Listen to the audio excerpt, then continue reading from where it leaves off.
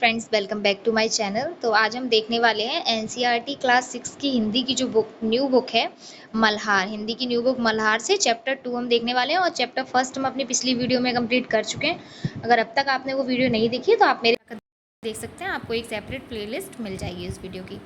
तो चलिए देखते हैं। ये न्यू चैप्टर है, चैप्टर सेकेंड। चैप्टर 2 है गोल। तो चलिए शुरू करते हैं इस चैप्टर को। इस पाठ का नाम पढ़कर आपके मन में कुछ गोल वस्तुओं के नाम या चित्र उभरे होंगे। गोल गेंद, गोल रोटी, गोल चंद्रमा आदि। लेकिन यह पाठ एक विशेष प्रकार के गोल और उससे करने वाले के बारे में है। ये गोल वो नहीं है जो हम शेप की बात करते हैं। गोल आकृति से मतलब नहीं है इस चैप्टर में। ये वो गोल है जो खेल में गोल किए जाते हैं। और अब हम क्या करेंगे, इस पाठ में कुछ गोल और उसे करने वाले के बारे में पढ़ेंगे। यह पाठ एक प्रसिद्ध खिलाड़ी के संस्मरण का एक अंश है। संस्मरण मतलब होता है उसकी स्मृति में जो चीज़ें हैं, कुछ अपने पुरानी स्मृति को वो बता रहा है इस पाठ में।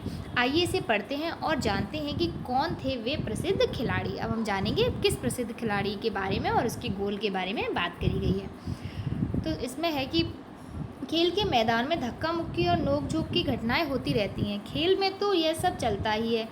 जिन दिनों हम खेला करते थे उन दिनों भी यह सब चलता था। तो कौन है ये जो जिसके बारे में ये पूरा है, जो अपना संस्मरण बता रहे हैं, वो अपने पुराने दिनों की बात बता रहे हैं कि धक्का मुक्की नोक झोंक हमारे टाइम पर भी चलता रहता था खेल में। सन 1933 की बात है। उन दिनों में मैं पंजाब रेजिमेंट की ओर से खेला करता था। एक दिन पंजाब रेजिमेंट और सैम्पर्स एंड माइनर्स टीम के बीच मुकाबला हो रहा था।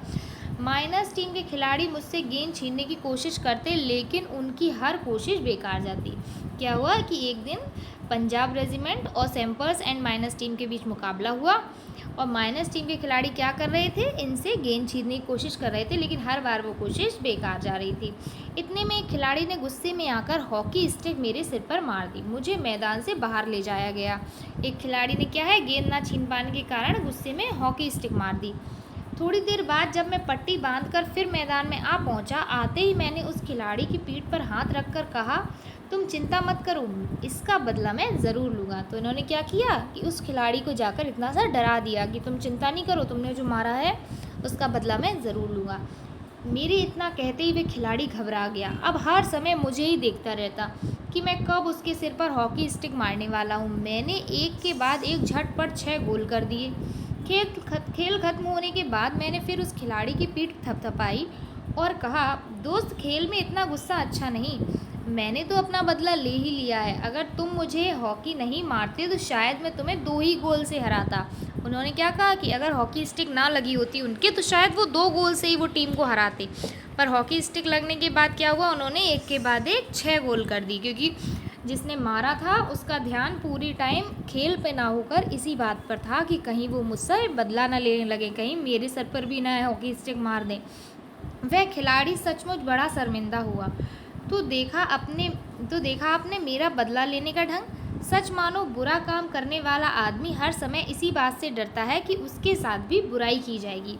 अगर कोई बुरा करता है किसी के साथ तो उसके मन में हर समय ये डर लगा रहता है कि कहीं उसके साथ भी वैसा ही ना हो जाए। आज मैं जहाँ भी जाता हूँ, बच्चे व बूढ़े मुझे घेर लेते हैं और मुझसे मेरी सफलता का राज जानना चाहते हैं। मेरे पास सफलता का कोई गुरु मंत्र तो है नहीं, पर हर किसी से यह कहता कि लगन, साधना और खेल की भावना ही सफलता के सबसे बड़े मंत्र हैं। तो खेल की सफलता के क्या मंत्र हैं? लगन, साधना और खेल की भावना। मेरा जन्म सन 1904 में प्रयाग में एक साधारण परिवार में हुआ। बाद में हम झांसी आकर बस गए। 16 साल की उम्र में मैं फर्स्ट ब्राह्मण रेजिमेंट में एक साधारण सिपाही के रूप में भर्ती हो गया। क्या है, जो रेजिमेंट के स्कूल होते हैं उनमें ये सिपाही के रूप में भर्ती हो गए। रेजिमेंट में इनकी इसमें क्या लग गई, जॉब लग गई, नौकरी लग गई। मेरी रेजिमेंट का हॉकी खेल में काफ़ी नाम था। उसकी जो रेजिमेंट थी उनका हॉकी खेल में काफ़ी नाम था, पर खेल में मेरी कोई दिलचस्पी नहीं थी। उस समय हमारी रेजिमेंट के सूबेदार मेजर तिवारी थे। वे बार बार मुझे हॉकी खेलने के लिए कहते थे। हमारी छावनी में हॉकी खेलने का कोई निश्चित समय नहीं था। जहाँ सारे सैनिक रहते हैं उस जगह को छावनी कहते हैं। तो उस छावनी में क्या था कि सभी सिपाहियों के, सैनिकों के जो है, खेलने का कोई निश्चित समय नहीं था। सैनिक क्या करते थे, जब चाहे मैदान में पहुंच जाते और अभ्यास शुरू कर देते। उस समय तक मैं एक नौसिखिया खिलाड़ी था। नौसिखिया का मतलब होता है नया नया सीखने वाला। तो उस समय वो क्या थे, नौसिखिया थे। जैसे जैसे मेरे खेल में निखार आता गया वैसे वैसे मुझे तरक्की भी मिलती गई। सन 1936 में बर्लिन ओलंपिक में मुझे कप्तान बनाया गया। बर्लिन ओलंपिक में जो गेम हुआ उसमें इन्हें कैप्टन बनाया गया। उस समय मैं सेना में क्या था, लांस नायक था। उनकी क्या थी, सेना में जो सिपाही के पद पर थे, फिर वो लांस नायक के पद पर पहुंच गए। बर्लिन ओलंपिक में लोग मेरे हॉकी खेलने के ढंग से इतने प्रभावित हुए कि उन्होंने मुझे हॉकी का जादूगर कहना शुरू कर दिया। क्योंकि जो उन्होंने ओलंपिक में खेला था तो उनके खेल के तरीके से लोग बहुत ज़्यादा प्रभावित हुए और उससे देखकर सब लोग उन्हें हॉकी का जादूगर कहने लगे। इसका यह मतलब नहीं कि सारे गोल मैं ही करता था। मेरी तो हमेशा यह कोशिश रहती थी कि मैं गेंद को गोल के पास ले जा वो क्या करते थे कि सारे गोल खुद नहीं करते थे। उनकी कोशिश रहती थी कि गेंद को ले जाएं गोल के पास तक और ले जाकर अपने किसी खिलाड़ी को दे दूं। क्या करते थे, गेंद को ले जाकर अपने किसी साथी खिलाड़ी को दे दूं ताकि उसे गोल करने का श्रेय मिल जाए। ये बस बॉल को गोल तक पहुंचा देते थे और फिर उस गेंद को क्या करते थे, अपने किसी खिलाड़ी को दे देते थे जिससे वो गोल कर ले और उसका श्रेय उसे मिल जाए। अपनी इसी भावना के कारण मैंने दुनिया के खेल प्रेमियों का दिल जीत लिया। बर्लिन ओलंपिक में हमें स्वर्ण पदक मिला। खेलते समय मैं हमेशा इस बात का ध्यान रखता था कि हार या जीत मेरी नहीं बल्कि पूरे देश की है। और ये जो हॉकी के खिलाड़ी थे जिनके बारे में ये बात हो रही है, जो है हॉकी के जादूगर, वो है मेजर ध्यानचंद। चलिए आगे देखते हैं। और ये देखिए, ये इनकी पूरी हॉकी की टीम की एक तस्वीर है जिसे आप लोग देख सकते हैं। ये इनकी पूरी हॉकी की टीम है। जो बर्लिन ओलंपिक में सभी लोग गए थे वो पूरी टीम यही है। ठीक है, आगे देखिए। चलिए आगे बढ़ते हैं। अब हम मेजर ध्यानचंद जी का परिचय पढ़ते हैं एक बार। यदि कोई खिलाड़ी अपनी आत्मकथा का नाम गोल रखे, उन्होंने अपनी आत्मकथा यानी कि अपनी बायोग्राफी लिखी जिसमें उन्होंने अपने बारे में सारी बातें बताई और उस बायोग्राफी का नाम गोल रखा, तो इस नाम को पढ़कर इतना तो तुरंत समझ में आ जाता है कि उसे खेल से कितना प्यार रहा होगा। खेल से इतना ज़्यादा प्यार था कि अपनी बायोग्राफी का नाम भी अपने खेल से जुड़ा हुआ रख दिया। जी हाँ, वे अमर खिलाड़ी हैं, हॉकी के जादूगर कहे जाने वाले मेजर ध्यानचंद। इतने महान कि भारत उनके जन्मदिन को राष्ट्रीय खेल दिवस के रूप में मनाता है, जिससे लाखों भारतवासी उनके जीवन से प्रेरणा ले सके। इतने महान खिलाड़ी की भारत का सर्वोच्च खेल पुरस्कार खेल रत्न उनके नाम पर दिया जाता है। मेजर ध्यानचंद के नाम पर ही खेल रत्न भी दिया जाता है और उन्हीं के जन्मदिन को राष्ट्रीय खेल दिवस के रूप में भी मनाया जाता है। इनका जन्म हुआ था देखिए 1905 में और मृत्यु हो गई थी 1979 में। चलिए आगे अब देख लेते हैं क्वेश्चंस को। नीचे दिए गए प्रश्नों का सटीक उत्तर कौन सा है, उसके सामने स्टार बनाना है। दोस्त, खेल में इतना गुस्सा अच्छा नहीं है। मैंने तो अपना बदला ले ही लिया है। अगर तुम मुझे हॉकी नहीं मारते तो शायद मैं तुम्हें 2 ही गोल से हराता। मेजर ध्यानचंद की इस बात से उनके बारे में क्या पता लगता है कि वे बहुत ज़्यादा क्रोधित थे? बिल्कुल भी नहीं। वे अच्छे ढंग से बदला लेते थे? नहीं, बदला तो वे लेना ही नहीं चाहते थे। वे क्या करते थे कि उन्हें हॉकी से मारने पर वे अधिक गोल करते थे? ऐसा कुछ नहीं है, पिट के कौन ज़्यादा गोल कर लेगा। वे जानते थे कि खेल को सही भावना से खेलना चाहिए। तो यही होगा चौथा वाला इसका सही उत्तर। चलिए आगे बढ़ते हैं। लोगों ने मेजर ध्यानचंद को हॉकी का जादूगर कहना क्यों शुरू कर दिया? उनके हॉकी खेलने के विशेष कौशल के कारण, क्योंकि वे हॉकी बहुत अच्छे ढंग से खेलते थे। अब अपने मित्रों के साथ चर्चा कीजिए कि आपने ये उत्तर ही क्यों चुना। तो इसके अलावा और कौन सा आप उत्तर चुनना चाहते हैं, इस पर आप अपने दोस्तों के साथ चर्चा कर सकते हैं। मिलकर करें मिलान। नीचे कुछ ये शब्द दिए गए हैं, इनका क्या है, हमें सही मिलान करना। तो आइए इन शब्दों को देख लेते हैं। सबसे पहले है लांस नायक। लांस नायक क्या होता है? तो लांस नायक सेना में एक पद है, भारतीय सेना का ये एक पद है, लांस नायक। बर्लिन ओलंपिक है 1936 के जर्मनी के बर्लिन शहर में आयोजित ओलंपिक खेल प्रतियोगिता, जिसमें 49 देशों ने भाग लिया था। पंजाब रेजिमेंट क्या चीज़ है? तो पंजाब रेजिमेंट है स्वतंत्रता से पहले अंग्रेज़ों की भारतीय सेना का एक दल। सैम्पर्स एंड माइनर्स टीम कौन सी है? तो अंग्रेज़ों के समय का एक हॉकी दल है ये। सूबेदार कौन होते हैं? तो सूबेदार होते हैं स्वतंत्रता से पहले सूबेदार भारतीय सैन्य अधिकारियों का दूसरा सबसे बड़ा पद था। और छावनी होती है सैनिकों के रहने का क्षेत्र। ठीक है, तो ये सारे आप लोग एक बार देख लीजिएगा। पंक्तियों पर चर्चा। चलिए देखते हैं। पाठ में से चुनकर कुछ पंक्तियाँ नीचे दी गई हैं, इन्हें ध्यान से पढ़िए और इन पर विचार कीजिए। आपने इनका क्या अर्थ समझ में आया? आपको इनका क्या अर्थ समझ में आया? अपने विचार कक्षा में अपने समूह में साझा कीजिए और अपनी लेखन पुस्तिका में लिखिए। बुरा काम करने वाला आदमी हर समय इस बात से डरता है कि उसके साथ भी बुराई की जाएगी। तो इसका क्या अर्थ हुआ? इसका यह अर्थ हुआ कि यदि हम किसी के साथ बुरा करते हैं तो हम भी शांति से नहीं रह पाते। हमारे मन में भी हमेशा एक डर लगा रहता है कि कहीं ना कहीं जो हमने किया वो हमारे साथ भी हो सकता है। अगला क्या है? मेरी तो हमेशा यह कोशिश रहती है कि मैं गेंद को गोल के पास ले जाकर अपने साथी खिलाड़ी को दे दूं ताकि उसे गोल करने का श्रेय मिल जाए। अपनी इस खेल भावना के कारण मैंने दुनिया के खेल प्रेमियों का दिल जीत लिया। इस पंक्ति का अर्थ यह हुआ कि कोई भी खेल में हार या जीत किसी एक व्यक्ति की नहीं बल्कि पूरी टीम की होती है। इसलिए किसी भी खेल में सिर्फ खुद को ही सारा श्रेय ना देकर हर एक पूरा श्रेय पूरी टीम को देना चाहिए। ये ध्यान, और यही एक अच्छे खिलाड़ी की निशानी भी है। तो ये हो गया इस पंक्ति का अर्थ। चलिए आगे देखते हैं। सोच विचार के संस्मरण को एक बार फिर से पढ़िए और निम्नलिखित के बारे में पता लगाकर अपनी पुस्तिका में लिखिए। ध्यानचंद की सफलता का क्या रहस्य था? ध्यानचंद की सफलता का क्या रहस्य था? तो ये आप लोग देख सकते हैं चैप्टर में मैंने सबसे ऊपर लाइन में आपको बताया था ना कि ध्यानचंद की सफलता का क्या राज था?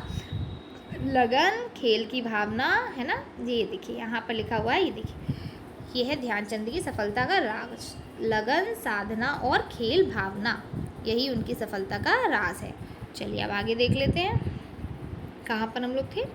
चलिए एक मिनट, यहाँ पर देखिए, ये रहा। किन बातों से ऐसा लगता है कि ध्यानचंद स्वयं से पहले दूसरों को रखते थे? तो वो क्या करते थे कि गोल के पास गेंद ले जाकर गेंद को अपने साथियों को दे देते थे, जिससे उस गोल का श्रेय उनके साथियों को मिल जाए। इससे यह पता लगता है कि ध्यानचंद स्वयं से पहले दूसरों को रखते थे। संस्मरण की रचना। उन दिनों में मैं पंजाब रेजिमेंट की ओर से खेला करता था। इस वाक्य को पढ़कर ऐसा लगता है मानो लेखक आपसे यानी पाठक से अपनी यादों को साझा कर रहा है। उन दिनों ऐसा लगता था, इस बात को सुनकर कैसा लग रहा है कि अपना कोई पुराने दिनों की बात साझा कर रहे हैं। ध्यान देंगे तो इस पाठ में ऐसी और भी अनेक विशेष बातें आपको दिखाई देंगी। इस पाठ को एक बार फिर से पढ़िए।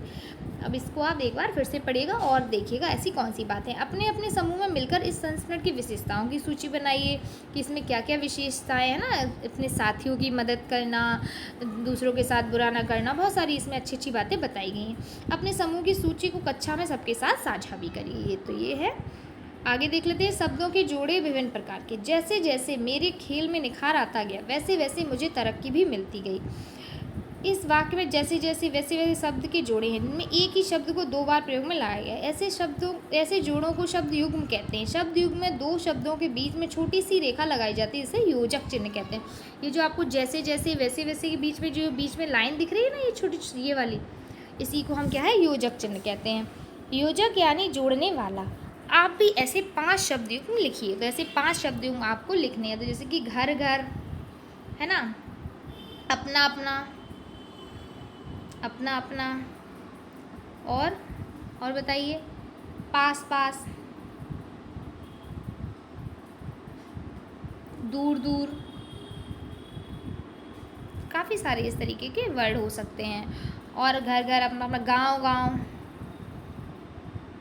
है ना, गांव गांव, इस तरीके से।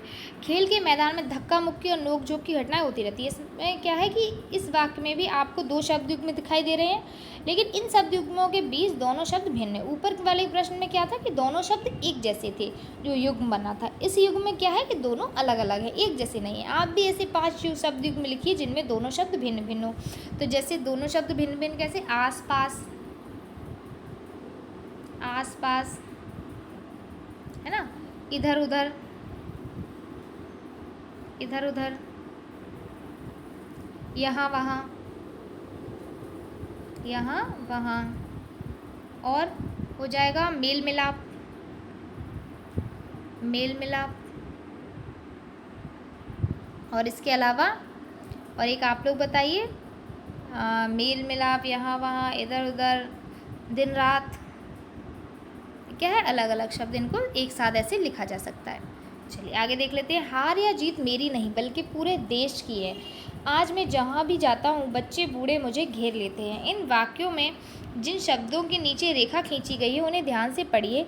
हम इन शब्दों को योजक की सहायता से भी लिख सकते हैं, जैसे हार जीत, बच्चे बूढ़े। जैसे हार और जीत है ना, अलग अलग हार या जीत लिखा है, या ना लगा कर हम योजक चिन्ह भी बीच में लगा सकते हैं। बच्चे व बूढ़े, वा ना लगा कर हम वा की जगह योजक चिन्ह भी लगा सकते हैं। तो नीचे दिए गए जो शब्द हैं उनमें क्या है, योजक चिन्ह लगा कर लिखना है। जैसे कि अच्छा या बुरा, तो अच्छा या बुरा को हम डायरेक्ट या ना लगाकर अच्छा बुरा भी लिख सकते हैं, इस तरीके से अच्छा बुरा। वैसे ही छोटा बड़ा में बीच में योजक चिन्ह लग सकता है। अमीर और गरीब में भी अमीर गरीब, उत्तर और दक्षिण, उत्तर दक्षिण, गुरु और शिष्य, अमृत या विष, अमृत विष, इस तरीके से हो सकता है। चलिए, बात पर बल देना। मैंने तो अपना बदला ले ही लिया है, और अगला वाक्य है मैंने तो अपना बदला ले लिया है। तो आप जब इसे पढ़ रहे हैं तो आपको लग रहा है इसमें थोड़ा ज़्यादा जोर दिया जा रहा था, मैंने तो अपना बदला ले ही लिया है, और ये जो है थोड़ा सा साधारण वाक्य लग रहा है, मैंने तो अपना बदला ले लिया है।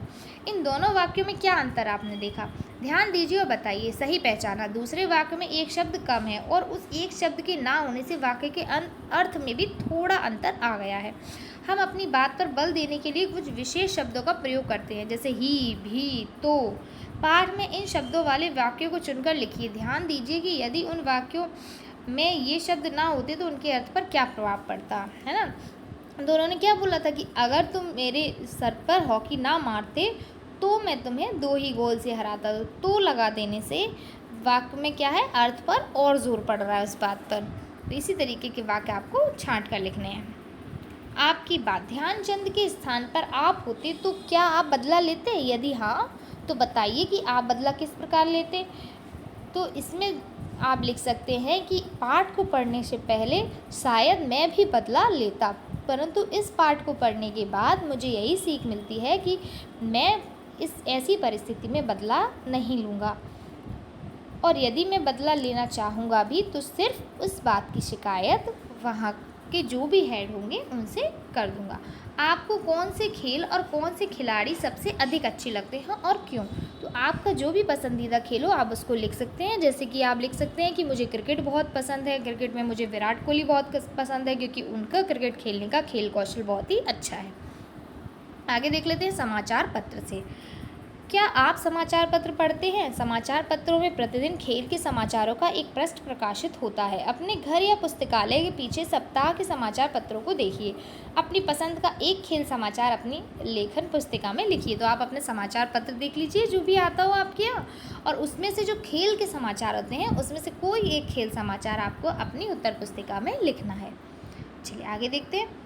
मान लीजिए कि आप एक खेल संवाददाता हैं और किसी खेल का आंखों देखा प्रसारण कर रहे हैं। अपने समूह के साथ मिलकर कक्षा में उस खेल का आंखों देखा हाल प्रस्तुत कीजिए। जैसे कि कमेंट्री होती है ना, जब क्रिकेट चल रहा होता है तो पीछे से अब 4 रन होने वाले हैं, खेल बाउंड्री के पास पहुंचने वाली, इस तरीके से जो वो बोलते हैं वही आपको भी करना है। इस कार्य में आप आकाशवाणी या दूरदर्शन पर प्रसारित होने वाले खेल प्रसारणों की कमेंट्री की शैली का उपयोग कर सकते हैं। बारी बारी से प्रत्येक समूह कक्षा के सामने डेस्क या कुर्सी पर बैठ जाएगा और 5 मिनट के लिए किसी खेल के सजीव प्रसारण की कमेंट्री का अभिनय करेगा। तो क्या करना है, सबको एक एक करके कोई डेस्क या कुर्सी डालेंगे, उस पर बैठेंगे और 5-5 मिनट के लिए सभी किसी एक खेल की कमेंट्री करेंगे। मतलब कमेंट्री होती है कोई जो खेल चल रहा है उसका आंखों देखा हाल बस बताते जाना है कि खेल में कैसे कैसे क्या क्या हो रहा है। डायरी का प्रारंभ, तो क्या आप लोग भी डायरी लिखते हैं? अगर नहीं लिखते तो चलिए आज से लिखना शुरू कर देंगे। कुछ लोग प्रतिदिन थोड़ी थोड़ी बातें किसी स्थान पर लिख लेते हैं जो भी सोचते हैं या जो उनके साथ उस दिन हुआ या जो उन्होंने देखा, उसे ईमानदारी से लिख लेते हैं। क्या करते हैं कि पूरे दिन में उनके साथ जो भी कुछ हुआ या उन्होंने दिन में कुछ नया देखा, कुछ अच्छा देखा, तो वो उसको एक जगह लिख लेते हैं या टाइप कर लेते हैं। इसे ही हम कहते हैं डायरी लिखना। क्या आप भी अपने मन की बातों और विचारों को लिखना चाहते हैं? यदि हाँ तो आज से ही प्रारंभ कर दीजिए। आप जहाँ लिखेंगे वह माध्यम चुन लीजिए। आप किसी लेखन पुस्तिका में या ऑनलाइन मंचों पर लिख सकते हैं। तो आप सबसे पहले ये चुन लीजिए कि आपको किस पर लिखना है, किसी डायरी में लिखना है, किसी नोटबुक में लिखना है, या ऑनलाइन अपने किसी भी ऐप पर, एप्लीकेशन पर आपको जाकर अपनी बात को लिख लेना है। पहले वो चुन लीजिए।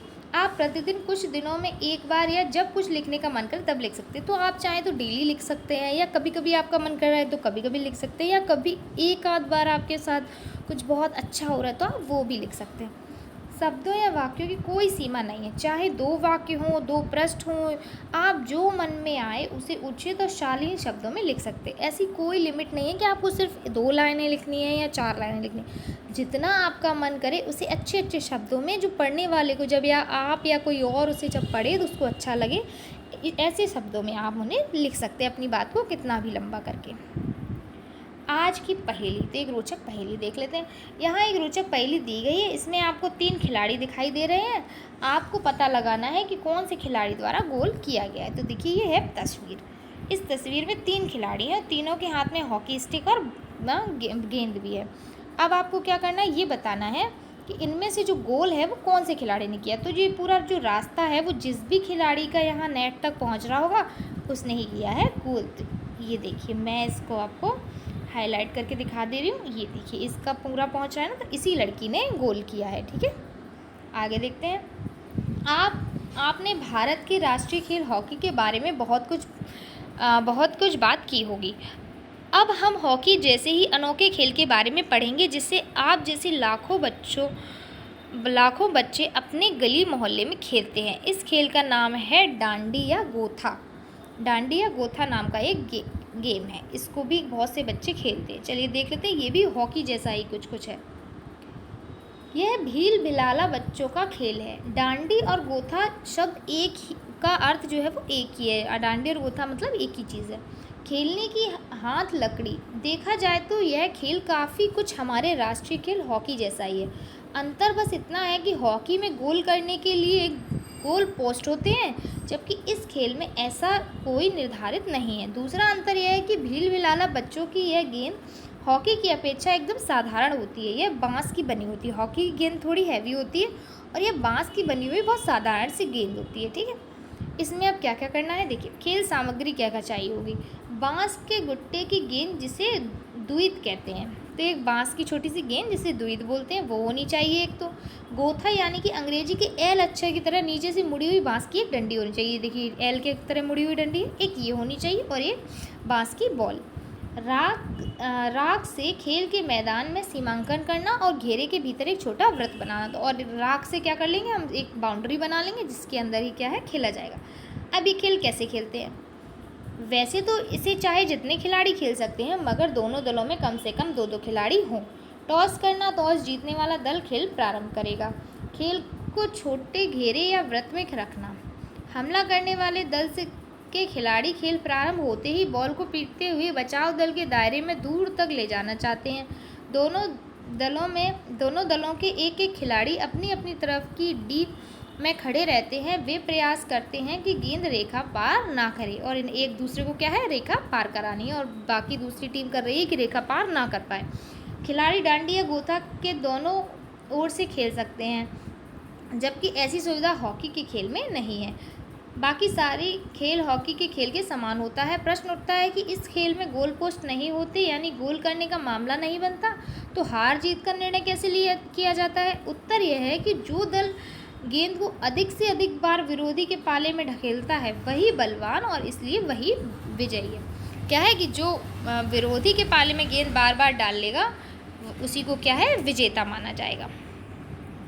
यह खेल के 2 विशेष नियम हैं। पहला, गेंद को शरीर के किसी भी अंग से ना छूना ना रोकना। दूसरा, गेंद को हवाई शॉट ना मारना और ना उसे हवा में शॉट खेलकर साथी खिलाड़ी को पास देना। बाकी लकड़ी से आप गेंद को रोक सकते हैं या हिट कर सकते हैं, जैसा कि बता चुके हैं।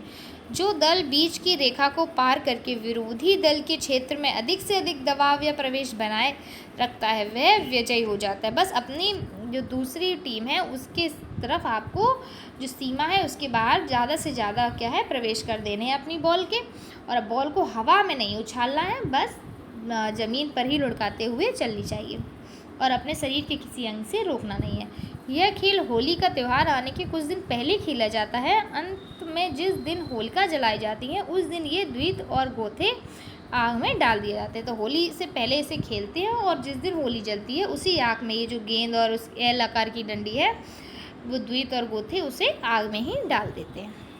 आगे देखते हैं साझी समझ। आपने इस खेल के नियम पढ़कर अच्छी तरह समझ लिए हैं। अब अपने मित्रों के साथ मिलकर डांडिया गोता खेल खेलिए। आप भी डांडिया गोता जैसे अनेक स्वदेशी खेल अपने मित्रों के साथ मिलकर अपने विद्यालय, घर या मोहल्ले में खेलते होंगे। अब आप ऐसे ही किसी एक खेल के नियम इस प्रकार से लिखिए कि उन्हें पढ़कर कोई भी बच्चा उस खेल को समझ सके और खेल सके। तो आपको भी जो भी गेम पसंद है वो कैसे कैसे खेला जाता है एक एक करके वो उसके सारे स्टेप आप लिख दीजिएगा, जिसे पढ़कर आपके पसंद का गेम कोई और भी खेल सके।